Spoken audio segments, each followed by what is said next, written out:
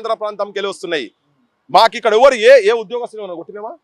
ఎక్కడనే అసలు కనీసం అన్నావా? నాకు కూడా మస్తు మంది దోస్తులు ఉన్నారు. వాళ్ళ ఇళ్ళ నేను కూడా ఆప్యాయతంగా వాళ్ళ ఇళ్ళ చెల్లెళ్ళు అక్కలు లెక్క నాకు కూడా ఉన్నారు కదా, అవి మాట్లాడతాం కదా.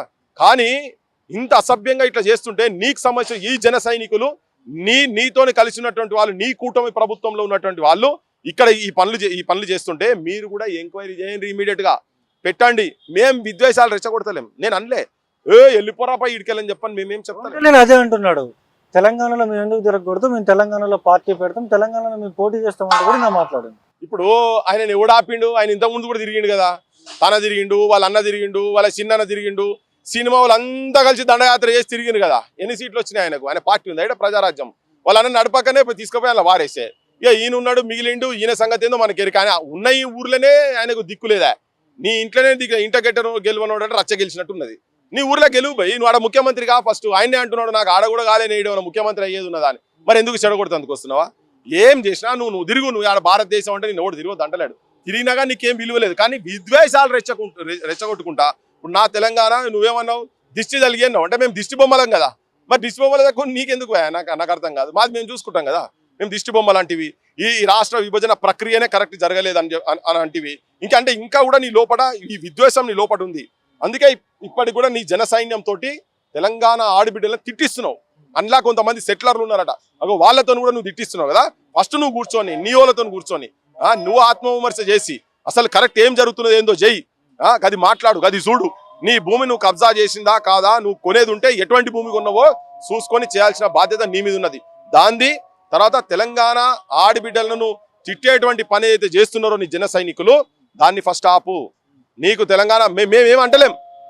మీ అమ్మలకు మేము కూడా సమానంగా చూసి మాట్లాడుతున్నాం. మేము మా అక్కజల్లెల లెక్కనే మాట్లాడుతున్నాం. మీ ప్రాంతంలో కూడా మేము అక్కడ అట్లా అవమానపరి చేస్తలేం. కానీ మీ వాళ్ళు అమ్మానా బూతులు చేసి, హత్యలు చేసి, డేట్లు పెట్టి, టైములు పెట్టి 10 మంది వచ్చి నీ ఇళ్లలోకి వచ్చి చేస్తామని పోస్టర్లు కూడా వచ్చినాయి. ఉస్మాన్ యూనివర్సిటీలో ఒకరిద్దరు ఉస్మాన్ యూనివర్సిటీ విద్యార్థులకు సంబంధించినటువంటి రాజకీయ నాయకులు మాట్లాడితే కూడా అట్నే మాట్లాడుతున్నారు. అట్లా అసభ్యంగా మాట్లాడే వాళ్ళ గురించి బరాబర్ చెప్తున్నాం. క్రాంతి దళగా పృథ్వీరాజ్ గారు నేను చెప్తున్నా, నీకు నువ్వు కేసులు పెడతావా? నీ భూమి మీదకి వచ్చింది పెట్టు. మీ వాళ్ళు ఎవరెవరు ఏమేమి మాట్లాడిరో పెట్టు. తెలంగాణ ప్రాంతం వాళ్ళు కూడా ఎవరన్నట్లు అసభ్యంగా మాట్లాడితే కూడా తప్పేని కూడా చెప్తున్నాం మేము. కానీ నీ దగ్గర నుంచి ఈ ఘోరమైనటువంటి, హీనమైనటువంటి, నీచమైనటువంటి భాషతోటి మీరు నెంబర్లు పెట్టి చేస్తున్నారు. చూసినావా ఎక్కడెక్కడికల్లో నీ సైనికులు? ఫస్ట్ నువ్వు ఆ బూతు పురాణం ఆపు. ఈ బూతు పురాణం కనుకుండేది ఉంటే ఇక్కడ ఓడో తలకాయ తిరిగినోడు ఉంటాడు. తలకాయ తిరిగినోడు ఉండి ఏం రియాక్షన్ వచ్చినా కానీ రేపు సమాజంలో నువ్వు ముఖం తలెత్తుకొని తిరగలేని పరిస్థితి. ఇంకోటైనా మాట్లాడుకుంటూ చెప్తారు మార్వాడి గురించి వద్దని మాట్లాడతారనే విషయం చెప్పిండు ఆయన. నేనేమంటున్నా అంటే దోపిడీ చేసినటువంటి మార్వాడీల గురించి ఆ పంచాయతీ ఎందుకు వచ్చింది? వాడు ఒక మార్వాడోళ్ళు కూర్చొని నీచా జాత్కా తేరీ మాకి అని తిట్టిండు. తక్కువ కులపొడా నీ అమ్మ అని తిట్టిండు. తిట్టారు. ఎందుకు తిడుతున్నావా? గంతగానం ఎందుకు బూతులు మాత్రం కొట్టినందుకు తెలంగాణ ఒక్కసారి బగ్గుమన్నది. ఇక్కడికెళ్ళి వచ్చి ఈ భాష మమ్మల్ని తిట్టుడైందా అని చెప్పని కాడికి వచ్చి వాళ్ళ సమాజం మొత్తం ఒకటికి వచ్చి మీరు మంది ఉచ్చబోసే దాగేటోళ్ళు రా, మీరు రజాకారులు వారసులు రా, నాతోనే వాళ్ళ సమాజం అధ్యక్షుడు. అటువంటి వాళ్ళ మీద మాకు పోరాటం ఉంటుంది, బరాబర్ తిరగబడతాం. రేపు నువ్వు నీ గ్యాంగ్ కూడా అట్లా మాట్లాడితే నీతో కూడా పోరాటం ఉంటుంది. నువ్వు అంటున్నావు నేను సొక్కం పూసను అని మాట్లాడుతున్నావు. మరి నీ గ్యాంగ్ ఎవడుందో నువ్వు ట్రైన్ చేసుకో, నువ్వు పర్ఫెక్ట్ మాట్లాడిపించుకో. ఈవెన్ నాగేశ్వరరావును కూడా అమ్మనా బూతులు తిట్టిండ్రు. నీకేం పనిరా? తెలంగాణనివి నీకు ఆంధ్ర రాజకీయాలతో నీకేం పనిరా అని. మరి నీ జనమే అంటున్నారు కదా. అన్నప్పుడు మరి మేము కూడా నువ్వు ఆంధ్ర ప్రాంతానివి, నువ్వు ఇక్కడ ఎందుకు రాజకీయం చేయాలి రా బయట మా వాళ్ళు మాట్లాడుతున్నారు. నీకు స్వేచ్ఛ ఉండొచ్చు, నువ్వు మొత్తం దేశం తిరిగే స్వేచ్ఛ. కానీ ఒక్కొక్క ప్రాంతానికి ఒక్కొక్క ఐడెంటిటీ ఉన్నది. వాళ్ళ భాష, జీవన విధానము ఒక్కొక్క దగ్గర ఒక్కొక్కటి. దాన్ని నువ్వు రెస్పెక్ట్ చేయాలి. నువ్వు రెస్పెక్ట్ చేయకుండా, ఎందుకంటే ఉత్తర హిందుస్థాన్లో ఒక్కొక్క రాష్ట్రంలో ఒక్కొక్క భాష ఉంటుంది. ఈయన ఇట్లా ప్రొజెక్ట్ చేస్తుండంటే రేపు పొద్దుగాల జనగణమన కూడా వాడద్దు అంటాడని నీ అసంటోడే అంటాడు ఆ మాట. ఎందుకంటే నువ్వు ఒకసారి ఒక మాట మాట్లాడతావు, ఒకసారి ఒక మాట మాట్లాడతావు. ఇంతకుముందు ఈ ఉత్తర హిందుస్థాన్ వాళ్ళ ఆధిపత్యం మా మీద ఏందని ఇంతకుముందు మాట్లాడిందా లేదా? అదే నోరు మాట్లాడిండు కదా. అదే నోరు ఇప్పుడు ఇంకో తిరిగా మాట్లాడుతుంది. అదే నోరు మళ్ళీ మాయావతి కాలు మొక్కుతుంది. అదే నోరు చెగువీరా అంటావు, నువ్వే చెప్తావు. నువ్వే కమ్యూనిస్టు లెఫ్ట్ బావాలంటావు, నువ్వే గద్దరన్న అంటావు. మళ్ళీ ఇయ్యాల నువ్వే కొంతమంది కమ్యూనిస్టులు వచ్చి మాట్లాడుతున్నారని చెప్పి కమ్యూనిస్ట్ మేధావులని నువ్వే మాట్లాడతావు. అంటే ఏంది? ఎన్ని స్టాండ్లు ఉంటాయి? ఇంకోటి ఏమంటున్నాయి, గదరన్న చనిపోయినప్పుడు అసలు గదరన్నతో ఎవరు ఉన్నారు అని మాట్లాడిండు. గదరన్నతోటి నేను ఖుషి సినిమా వచ్చినప్పటి నుంచి నాకు పరిచయం. అది 2001లో. గదరన్న 96లో మొట్టమొదటి మీటింగ్ పెట్టిండు. 95 ఏంది ఫస్ట్ అసోసియేట్ అయింది. అంతకు ముందు కూడా గదరన్నతో బాగా క్లోజ్నెస్ ఉండే, మా నాన్నకు తనకు కూడా ఉండే. నేను తనతోని మొదటి నుంచి ఉండి ప్రతి అడుగులో ఉద్యమంలో ప్రతి పాదయాత్రలో మెజారిటీ పాదయాత్రల నుండి మెజారిటీ తనతో సభలు అటెండ్ చేసి తనతో వేదికలు పంచుకొని ఉపన్యాసాలు ఇచ్చినటువంటి వానిగా నేను చెప్తున్నా. మాకన్నా ఎక్కువ నీకు ఎక్కువ కాదు. గద్దరన్న ఆశయాలు అంటున్నావు కదా, గద్దరన్న ఆశయం ఏంది? తెలంగాణ రాష్ట్రం చట్ట ప్రకారంగా పార్లమెంట్లో వచ్చిన తర్వాత ఆ ప్రక్రియ కరెక్ట్ లేదని ఉపవాసం ఉన్నది నువ్వు. ఆయన ఆలోచన విధానానికి విఘాతం కలిగిస్తున్నటువంటి వ్యక్తివి నువ్వు. మళ్ళీ ఇంకోసారి గద్దరన్న పేరు చెప్పకిగా. అట్లాంటి కమ్యూనిస్టులతో తిరిగి ఇప్పుడు మళ్ళా సనాతన ధర్మం అంటాడు. ఈడ గుడులు కూలగొడుతుంటే ఆడపోయినావో మాకు తెలియదు, మేమే ఉండాలడ. నువ్వు భూమి దగ్గర కూడా కట్టమైసమ్మ వినాయకుడు ఇద్దరు ఉన్నటువంటి దగ్గర నువ్వు కంచె వేసినావు. నువ్వు కంచె వేసి పెట్టి ఆడికి రాకుండా చేసి పెట్టినావు కదా. అంటే భగవంతునికి అంటే భగవంతుని దగ్గర ఉన్న దగ్గర దాన్ని కూడా నువ్వు కబ్జా చేస్తున్నావు అన్నట్టేనా? మరి అది ఓడుకొన్నాడు, ఎందుకు వేసినావు? కంప ఎందుకు వేసినావు? ఆడికి పోతే ఇవాళ నువ్వు ట్రెస్ పాస్ చేసినావు అంటున్నావు కదా. చెరువు దగ్గర పోతే నీళ్లు కూడా చూపించినాం, జనానికి నీళ్లు కూడా చూపించినాం. అందుకే ఈ ద్వంద్వ వైఖరులు చెప్పి ఇక్కడ ప్రాంత ప్రజలను అక్కడి ప్రాంత ప్రజలను రెచ్చగొట్టే ప్రయత్నము నువ్వు చేస్తున్నావు, నీ గ్యాంగ్ చేస్తున్నది. నువ్వు ఎంత రెచ్చగొట్టినా ఏం చేసినా ఇప్పుడు అంటున్నాడే కాంట్రాక్టులు అక్కడ కూడా ఉన్నారు కదా అని. ఎవడైనా తెలంగాణ కాంట్రాక్టర్లు పోయి ఆంధ్రాలో దోపిడీ చేసినా కానీ వాడు లంగలే.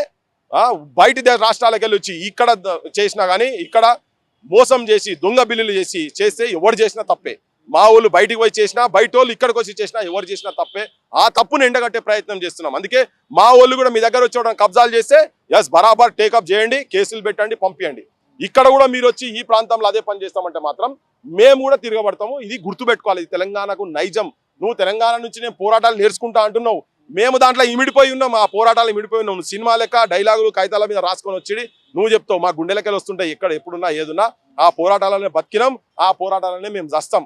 నువ్వు పెద్ద దీన్ని డ్రామాలు చేసుకుంటా నువ్వు రాజకీయం చేసినందుకు నేను ఇప్పటివరకు డిసైడ్ చేయాలంటే ఓవర్ నాయన మొత్తం ఇక తెలంగాణ అంతా ఇక రేపు పొద్దుటి నుంచి మొత్తం మీకే వస్తావు, మీకే తిరుగుతారు అనుకుంటావు. అయింది అది అయిపోయింది. నువ్వు సమైక్యంగా ఉన్నప్పుడే మీరు పనికిరాలే. ఇక్కడ మీ కుటుంబం తిరుగుతాయి. ఇప్పుడు కొత్తగా మీరు వచ్చి పనికి వచ్చేది ఏంది భయ్? నాకు అర్థం కాదు. ఏదో ఒక్కటి మా నల్లమల దగ్గర నల్లమల బిడ్డను ఒక్కసారి తన దగ్గర పోయి చెప్తే ఇక ఆయన గురించే ఊకే చెప్తున్నాడు. ఆ పిల్లగాంతో మేము నల్లమల జంగలలో 10 సార్లు తిరిగినాం, 10 మీటింగ్లు తిరిగినాం. విన్నారా? ఏదో సినిమా క్రేజ్తో అక్కడిక్కడ నీకు కొంతమంది అటాచ్ అవుతుండొచ్చు. ఏదో సమస్యల పట్ల నువ్వు ఒక్కసారి మాట్లాడంగానే కాదు కదా. సో ఇవన్నీ ఫస్ట్ ఏంటంటే నేను తెలంగాణ జనానికి కూడా సోయికి రాండ్రి. ఫస్ట్ మీరు నీ జన సైన్యంతో మీ భాష కంట్రోల్గా పెట్టుకోమని చెప్పండి. మేము మాట్లాడే భావన, మేము మాట్లాడే అంశాలు, విగ్రహాలు మా ఊళ్ళే పెట్టాలంటున్నాం. మా ఊళ్ళ ప్రతిమలు ఉండాలి ఇక్కడ అంటున్నాం. ఎందుకంటే తెలంగాణ నీళ్లు నిధులు నియామకాలే కాదు, ఆత్మగౌరవం, అస్తిత్వ పోరాటం కూడా. అస్తిత్వం మళ్ళా తర్వాత స్వయం పాలన. ఈ స్వయం పాలన ఇప్పుడు పరాయి రాష్ట్రములు ఎట్లా చెప్తే అట్లా నడుస్తున్నది కాబట్టి మాకు ఈ గతి వచ్చింది ఇక్కడ. లేకపోతే ఈ పరిస్థితి ఉండకపోవు. విగ్రహాల దగ్గర కూడా గదే మాట్లాడుతున్నాం. కానీ మీ ఆ భూతు పురాణాలు వాళ్ళు చెప్తున్నారు తెలంగాణ పదము డిక్షనరీలో లేదంటున్నారు. వాళ్ళు ఏ డిక్షనరీలోకి వెళ్ళి వెతుకుతున్నారో కానీ ఈ బూతులు తెలంగాణ ప్రజల మీద ఇంత అక్కసుతోటి అది నాకైతే ఇక్కడ కనబడతలేదు. కానీ ఇదంతా ఏంటంటే మీ యొక్క మనస్తత్వాన్ని, మీ నేచర్ను, మీ క్యారెక్టర్ను, మీ గుణగణాలను తెలంగాణ ప్రజలకు, ఆంధ్రప్రదేశ్ ప్రజలకు కూడా తెలియజెప్తున్నాం. మీ అమ్మలు కూడా మీ ఊర్లలో కావచ్చు, మీ తల్లిదండ్రులు, మీ అక్క చెల్లెలు కూడా దీన్ని ఎవరు యాక్సెప్ట్ చెయ్యరు. అంత నీచమైన భాష మీరు మాట్లాడుతున్నారని చెప్పవచ్చు. పూర్తిగా కూడా ఇప్పుడు ఎవరైతే జనసేనలో ఉన్నటువంటి నాయకులంతా కూడా మీ మీద అవాకులు చవాకులు వెళ్తున్నారు. వీళ్ళందరికీ ఫైనల్గా ఏం చెప్పదలుచుకున్నారు ఒక మాటలో? సంస్కారవంతంగా మాట్లాడండి. మీకు సంస్కారం లేకపోతే మీ నాయకుని దగ్గర సంస్కారం నేర్చుకోండి. పద్ధతి ప్రకారంగా మాట్లాడితే దేని గురించి అంటే మాట్లాడేందుకన్నా సిద్ధమే. బూతులు మాట్లాడితే మేము కూడా రికార్డు చేసి పెడుతున్నాం. చట్ట ప్రకారంగా ఏమేమి జరగాలనో జరుగుతాయి. చట్ట ప్రకారంగా ఒకవేళ ఈ ప్రభుత్వంలో జరగకపోతే మా ప్రభుత్వం వచ్చినాడు ఇవన్నీ రికార్డెడ్ ఎవిడెన్స్గా మేము పెట్టుకుంటాం. మీ భాష జాగ్రత్త. ఇది ఒకటి మాత్రం చెప్పదలుచుకున్నా. మీరు బయటికి వెళ్ళి వచ్చి సెటిలర్స్ అయి ఉండి ఇక్కడ ఉండి మేము నోటికి వచ్చినట్టు మాట్లాడతామంటే ఇది నడవదు. ఎవరైతే మా ప్రాంతం అస్తిత్వాన్ని కించపరిచే విధంగా ఎవరైతే చేస్తారో వాళ్ళు ఎవరైనా శత్రువులే. ఈ ప్రాంతపోడు మందితోని కలిసినా శత్రువే. మొన్న నరసింహులు లెక్క. ఓకే, ప్రాంతేతడు మోసం చేస్తే ప్రాంతం నుంచి తరుముదాం, ప్రాంతం వాడే మోసం చేస్తే ప్రాంతంలోనే పాతర పెడతాం అనే దాని నిదానాన్ని పట్టుకునే మేము పోతాం. మా అస్తిత్వాన్ని అగౌరవపరిచేటప్పుడు ఎవరైనా పర్వాలేదు, వాళ్ళు మా బుక్కులలో కూడా రాసి పెట్టుకుంటున్నారు. మా యువతరం కూడా రాసి పెట్టుకుంటున్నది.